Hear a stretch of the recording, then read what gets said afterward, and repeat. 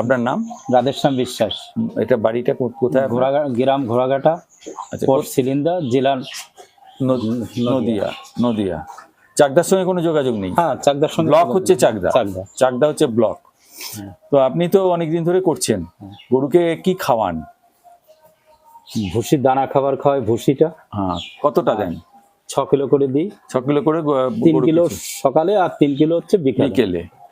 আর ঘাস বিচলি দিই। ঘাস বিচলি দেন 15 কিলো করে লাগে। আচ্ছা, এই যে দানা খাবারটা দিচ্ছেন, কতটা এখন যে দুধ দিচ্ছে? এখন দুধ দিচ্ছে ধরুন প্রায় গড়ে 10 কিলো করে দিচ্ছে, যেটা বলছেন আপনি যে এখন 1 কুইন্টাল হলে পরে 10টায় যদি 1 কুইন্টাল হয়, তার মানে 10 কিলো গড়ে দিচ্ছে। যখন বেশি দিত তখনও আপনি এই খাবারটাই দিতেন? একই মাপে খাবার দিতাম।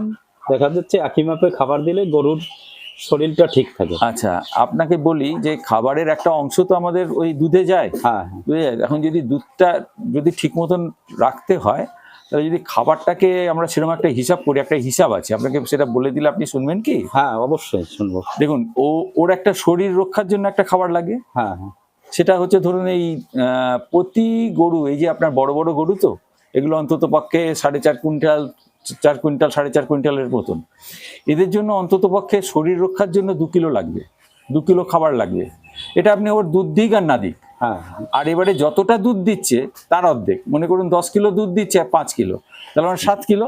তাহলে প্রথমেই হচ্ছে 1 কিলো আপনার এখন কম আছে, আরও যখন বেশি দিত তখন আপনার আরও কমতি হতো। অর্থাৎ আপনি যদি এই হিসাবটা করেন যে তার শরীর রক্ষার জন্য 2 কিলো, যত দুধ দেবে তার অর্ধেক। এটা দিয়ে আপনি দেখুন, এটা দিয়ে দেখুন যে আপনার সাজেশনটা তো আমি অন্য জায়গাতে পাইনি। না, এটা মানে বলে দিলাম, এটা আপনি পরীক্ষা করে দেখুন কিরকম করে কি হয়। এটাতে অনেকেই ফল পেয়েছে।